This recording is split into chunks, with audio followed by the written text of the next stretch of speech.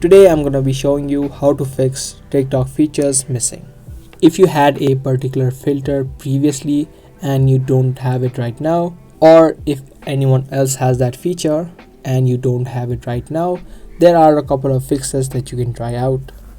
Now the first thing that you can do is you can try to update the app of your TikTok. Open up your Play Store or the App Store and search for TikTok. Now after you do that, make sure that you have updated your TikTok app. If there is an update, tap on update. Updating apps helps to add in new features or any missing features. Now other than that, you can also try to clear the cache of TikTok.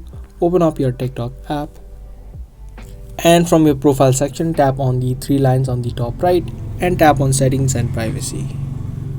Now you can scroll down from here and you'll have a section of free up space. You can tap on it and tap on clear, which is this cache.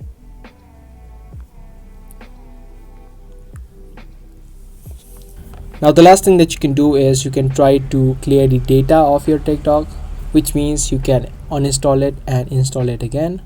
Tap and hold the app of TikTok and head over to app info.